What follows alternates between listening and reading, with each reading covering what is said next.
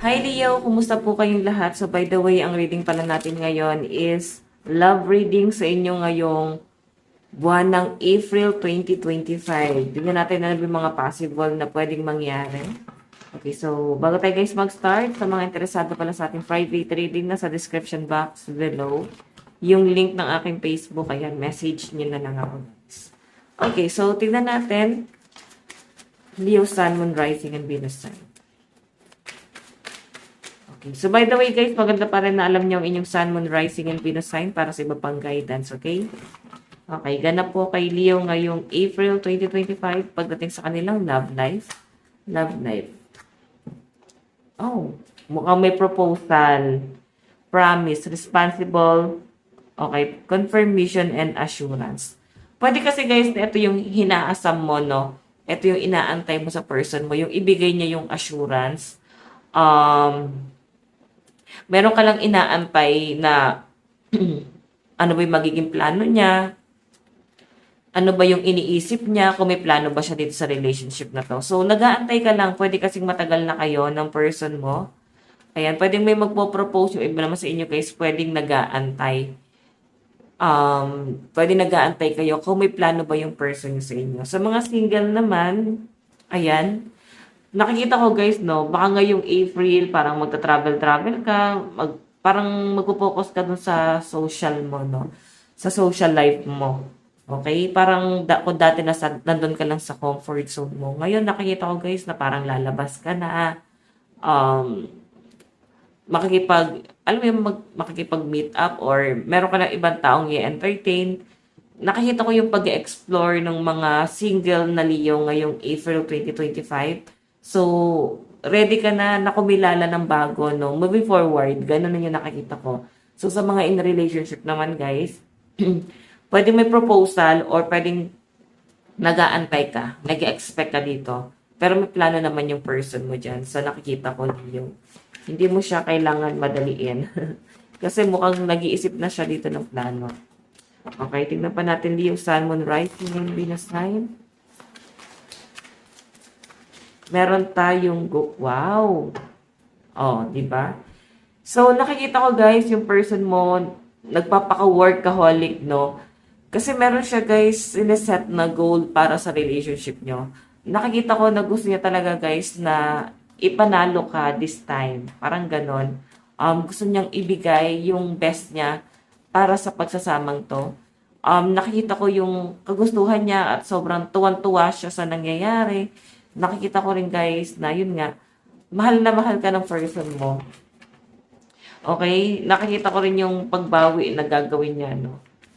Okay? Ayan. May magpo-propose ngayong April.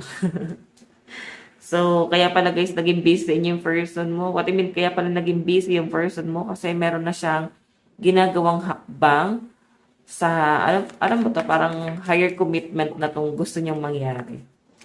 Okay, tignan natin.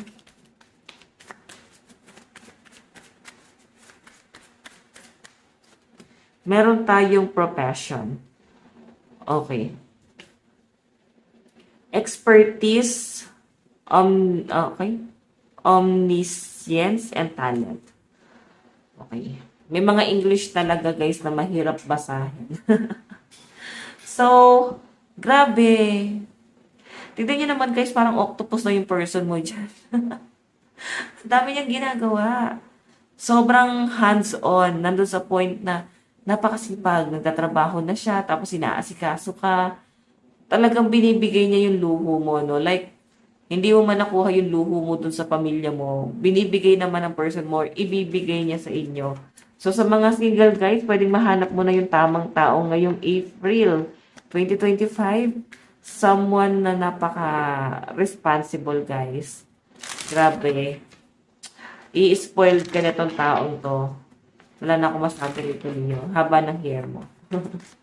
Dapat natin Leo, Sun, Moon, Rising, Venus sign. Conflict. So, yung nakikita kong conflict naman dito, guys. Sa ibang tao yan. Ibang tao to. Merong makikipag-away sa'yo na ex mo.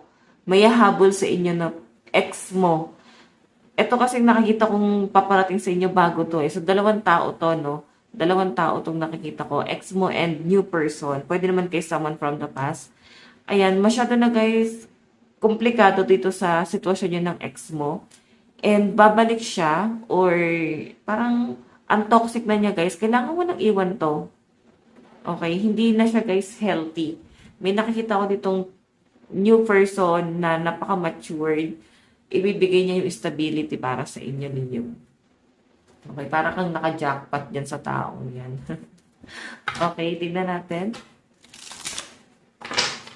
Leo, Sun, Moon, Rising, and Leo sign. Leo, Sun, Moon, Rising, and Venus sign.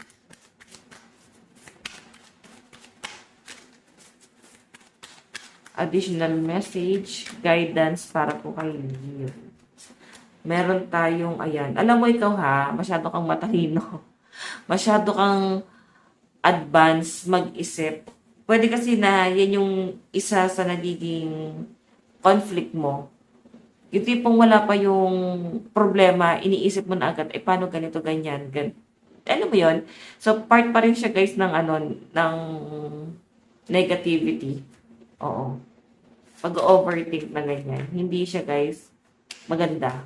Magdudulot to guys ng anxiety sa inyo. Okay. May nakakita ko dito guys, grabe yung trauma ang pinagdaanan mo sa ex mo. And nakatanaw ka sa malayo. Siguro, nandun pa rin yung love. Nandun pa rin yung pake mo doon sa taong yan. Yun nga lang guys, mas iniisip mo dito. Okay, mas iniisip mo dito, Leo, na mas maging practical. Okay, mas nagiging matured ka ngayon talaga. Meron tayo Ten of Pentacles, family. Iniisip mo yung family mo sa malayo. Yung iba naman sa inyo guys, iniisip mo dito na gusto mong i-secure yung family mo. May mga single mom dito. Ngayon kayo guys magmamatured, no? Ngayon nyo guys, mas maiisip na mas kailangan ka ng pamilya mo. Ganun yung atake. Okay? Meron tayong the Star. And Four of Cups. So, yun yung nakikita ko dyan, guys. Ikaw masyado kang, sobrang taas yung ambition mo doon sa pamilya mo eh. And sobrang sagrado sa'yo ang salitang pamilya. Lalo na kung ikaw ay may planong bumuo ng sarili mong pamilya. Sa nakikita ko, may mga regret ka dito. May mga nagawa ka sa past na hindi siya guys talaga tama, no? Nakikita ko yung pag-iisip mo ngayon dito na parang hindi ko siya masabing regret eh. Kasi naging choice mo rin naman eh. Siguro, may kasalanan ka din, no? Sa mga single dito, sa single parent dito, may naging kasalanan ka din. So, parang makaka-feel ka na nagigilty ka para sa mga anak mo. Okay? Sa mga may anak dito. Sa mga single dito. Okay? Grabe. Grabe yung nakikita kong energy mo dyan. Ayan. May new person ha, napaparating sa inyo and meron din naman paparating na past person. Kaya siguro, may mga ano ka dito, hesitation. Sobrang iniisip-isip mo dito kung ano yung makakabuti para sa'yo at sa mga taong maapektuhan. Hindi mo kasi guys kayang i-sacrifice lahat para sa person mo kasi pwedeng maapektuhan dito pamilya mo. Bilang family oriented, sobrang sagrado sa iyo ang salitang pamilya. Ganon. Love advice. Merong flirt. Ayan. May makikipag-flirt talaga sa inyo, guys. Trust. Wala ka lang tiwala. No? May new person na paparating sa inyo, pero wala kang tiwala na kasi. Gusto ko, niyayaya ka niya, guys, na lumabas parang travel naman tayo, date naman tayo. Pero kasi, pwede kasi, guys, na i-reject nyo. Meron tayong boundaries. Okay.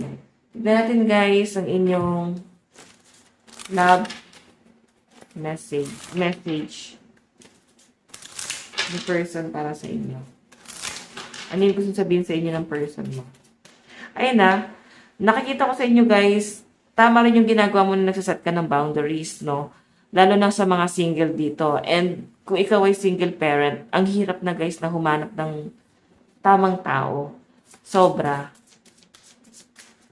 Ayan. Tignan natin love message. Meron tayong I wish I had treated you better. Diba? Past person. Kaya nga nakikipagtalo siya eh. Gusto niya guys talagang bumawi sa inyo pero ayaw mo nang pakinggan tong taong to. Okay? Meron tayong you came closer than anyone. Gusto na niya guys magbago. Gusto niya na guys i-sacrifice yung mga bagay na hindi mo gusto talagang ginagawa niya nung kayo pa. No? Bibitawan niya na daw yon para lang maayos kayo. So yun guys, ito lang po ang inyong reading. Maraming salamat. God bless and love you. Bye-bye.